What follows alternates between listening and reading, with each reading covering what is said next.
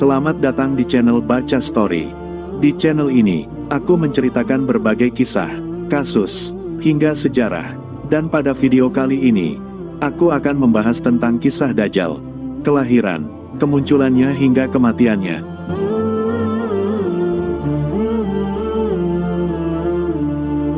Dajjal memiliki nama lengkap Al-Masih ad-Dajjal. Disebut Al-Masih karena ia mengajak kepada kesesatan dan karena dia mampu berjalan di muka bumi dengan cepat. Dan ia disebut Dajjal karena dia adalah seorang pembohong besar. Sebagai catatan perlu teman-teman ketahui, Nabi Isa juga memiliki nama Al-Masih. Namun Al-Masih Isa bermakna pemberi petunjuk, atau orang yang mengajak ke jalan yang benar. Al-Masih Isa juga bermakna orang yang dapat menyembuhkan orang sakit, mengembalikan penglihatan orang buta, bahkan menghidupkan orang mati, dengan izin Allah Subhanahu wa Ta'ala. Baik, mari kita lanjutkan bahasan Dajjal. Dajjal adalah seorang laki-laki dari keturunan Adam. Dia dilahirkan di negeri Samirah atau Samaria, negeri kecil di Palestina warisan Nabi Sulaiman. Dajjal lahir dari seorang ayah dan ibu keturunan Yahuza atau Yahudi, yang 31 tahun tidak dikaruniai anak. Ketika lahir, Dajjal menjadi anak yang paling menyengsarakan kedua orang tuanya. Sebagaimana digambarkan oleh Rasulullah Shallallahu Alaihi Wasallam, ayah dan ibu Dajjal itu melewati pernikahannya selama 30 tahun, tanpa melahirkan satu anak pun. Kemudian lahirlah dari mereka seorang anak laki-laki yang buta sebelah matanya. Ia menjadi orang yang paling berbahaya, dan paling sedikit manfaatnya, bagi kedua orang tuanya dan bagi umat manusia. Kedua matanya tertidur tetapi hatinya tetap terjaga.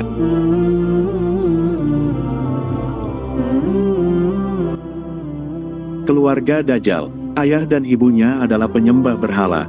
Mereka menyembah berhala berbentuk sapi betina. Menurut Dr. Isa Daud, Dajjal lahir 100 tahun sebelum kelahiran Nabi Musa alaihi salam.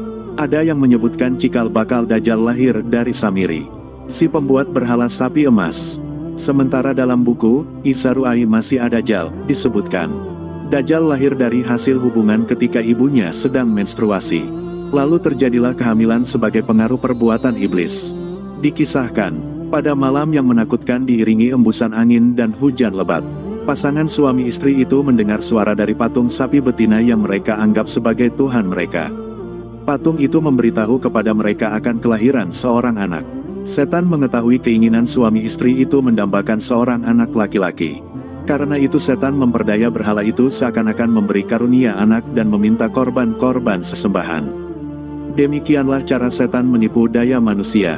Perempuan itu pun melahirkan anak lelaki tetapi kedua matanya cacat sejak lahir. Bayi itu suka tidur malam dan siang dan jarang bangun.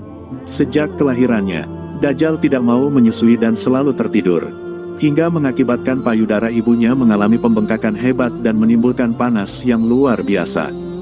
2 bulan kemudian ibunya meninggal.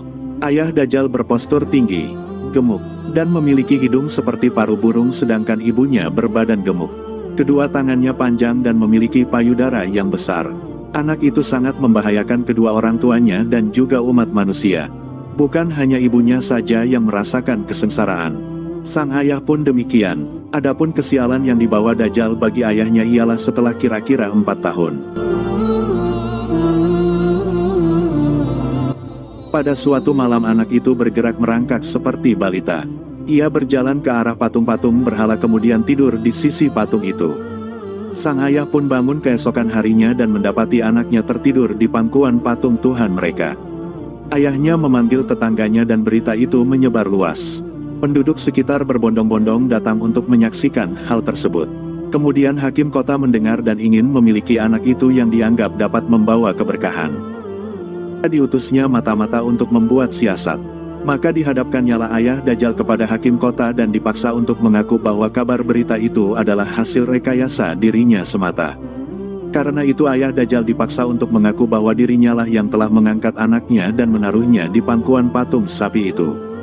Karena ayah Dajjal menyangkal tuduhan itu, ia dipenjara dan disiksa, sementara Dajjal diambil oleh hakim dan dirawat di dalam istana. Dalam menghadapi siksaan di penjara, ayah Dajjal tidak kuat sehingga ia terpaksa mengakui kebohongan itu. Setelah ia mengaku, ayah Dajjal pun diusir, maka tinggallah ia sebatang kara karena ulah anaknya itu. Dalam keterasingannya itu ayah Dajjal meninggal dalam penderitaannya.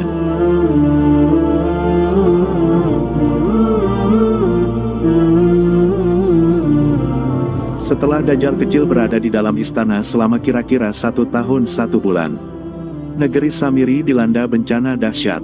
Allah Ta'ala memusnahkan negeri itu karena perbuatan penduduknya menyembah berhala dan maksiat yang melampaui batas. Kemudian Allah memerintahkan Jibril menyelamatkan anak itu dan membawanya ke sebuah pulau terpencil yang terletak di tengah-tengah lautan luas yang disebut Laut Yaman. Pulau yang didiami Dajjal ini dikenal dengan nama Jazirah, As-Suban Ar-Rahib wa Ad-Dabah Al-Halba, yakni sebuah pulau yang terdapat ular mengerikan dan hewan berbulu tebal. Hewan melata yang berbulu lebat inilah yang menjaganya selama Dajjal mendiami pulau itu. Hewan ini disebut sebagai Al-Jassasah yang bisa berbicara layaknya manusia. Pulau itu berukuran kecil, bagaikan tumpukan bebatuan. Pulau itu terpisah dari gugusan pulau-pulau yang banyak jumlahnya. Dajjal sepanjang hari sepanjang tahun selalu tidur layaknya penghuni gua. Untuk diketahui kisah Dajjal dengan orang tuanya di sini tidak ditemui dalam riwayat yang sahih. Keluarnya Dajjal di akhir zaman. Dajjal akan keluar dari negeri Persia. Sebuah daerah bernama Yahudiyah di Persia atau sekarang dikenal dengan nama Iran. Lebih tepatnya di Khurasan. Dan dia akan diikuti oleh 70.000 orang-orang Yahudiyah Khurasan. Dia akan keluar dan membuat kerusakan di bumi selama 40 hari. Dalam hadits Nabi Shallallahu Alaihi Wasallam yang diriwayatkan Ibnu Majah disebutkan bahwa Rasulullah Shallallahu Alaihi Wasallam telah bersabda, Dajjal akan menguasai bumi selama 40 hari. Sehari pertama Dajjal di bumi seperti setahun lamanya.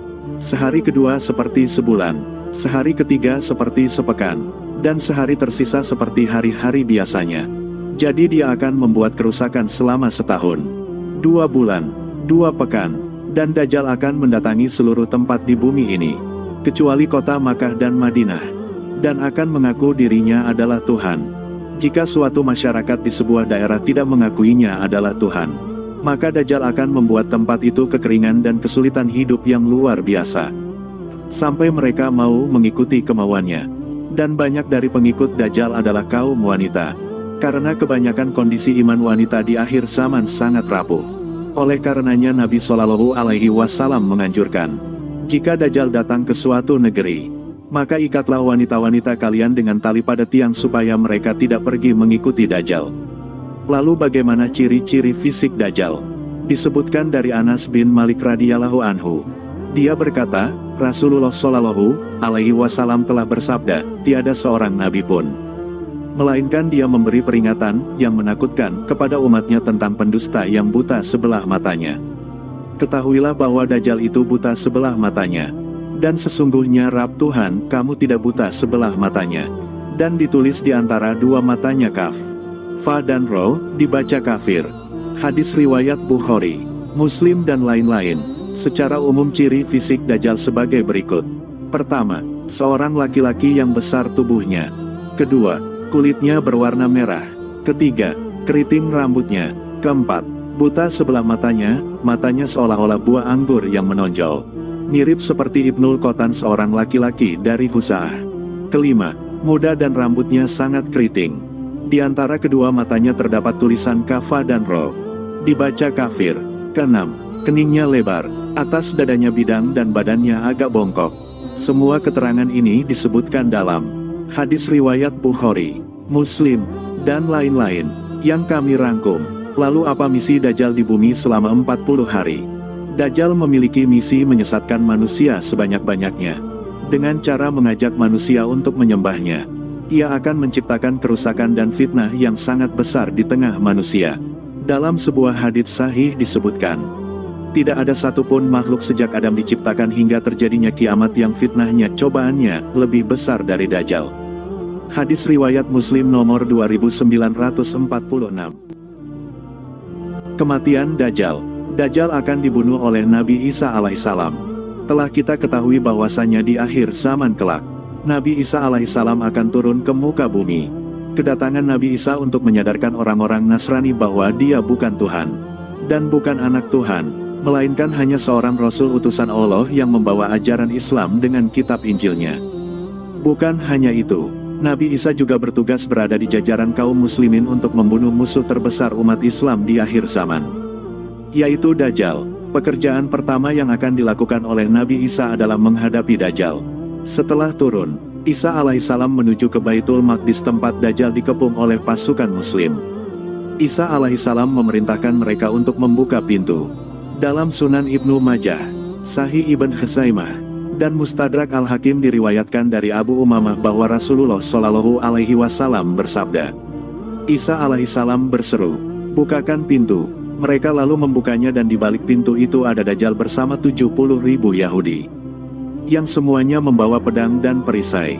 Ketika Dajjal memandang Isa, dia luluh laksana garam mencair di air, lalu melarikan diri. Nabi Isa lalu mengejarnya sampai di gerbang Lut Timur, kemudian membunuhnya, dan Allah mengalahkan Yahudi. Dikutip dari kitab Sahih Al-Jami As-Soghir. Dalam Sahih Muslim diriwayatkan dari Abu Hurairah bahwa Rasulullah mengabarkan tentang turunnya Isa dan salatnya bersama orang-orang mukmin. Kemudian bersabda, ketika musuh Allah melihat Isa, ia pun meleleh seperti melelehnya garam dalam air.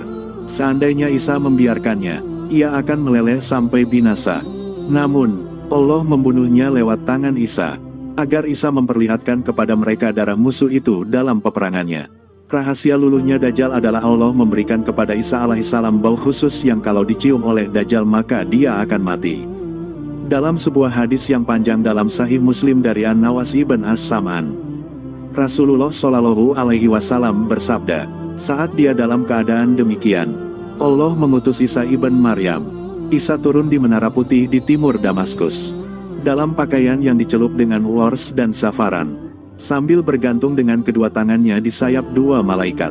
Jika Isa menggerakkan kepalanya, berteteslah air, dan jika dia mengangkat kepala, biji-biji perak laksana mutiara berjatuhan darinya. Setiap orang kafir yang mencium baunya akan mati. Isa mengejar Dajjal sampai ke gerbang Lut lalu membunuhnya.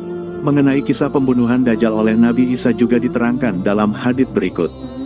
Dari Abdullah bin Amr, ia berkata bahwa Rasulullah Shallallahu Alaihi Wasallam bersabda, lalu Allah mengutus Isa bin Maryam seperti Urwah bin Mas'ud. Ia mencari Dajjal dan membunuhnya. Setelah itu selama 7 tahun, manusia tinggal dan tidak ada permusuhan di antara dua orang pun. Kemudian Allah mengirim angin sejuk dari arah Syam, lalu tidak tersisa seorang yang di hatinya ada kebaikan atau keimanan seberat biji sawi pun yang tersisa kecuali mencabut nyawanya. Hadis riwayat Muslim nomor 2940. Oh iya teman-teman, agar kita dijauhkan dari fitnah Dajjal maka kita dapat melakukan beberapa amalan berikut. 1. Membaca surah Al-Kahfi. 2. Berdoa untuk dijauhkan dari fitnah Dajjal, terutama di akhir tasyahud saat sholat. Demikian rangkuman kisah Dajjal yang kami susun dari berbagai sumber. Teman-teman, bantu dakwah kami di channel ini dengan like, share dan subscribe ya. Jangan lupa subscribe ya teman. Wassalamualaikum warahmatullahi wabarakatuh.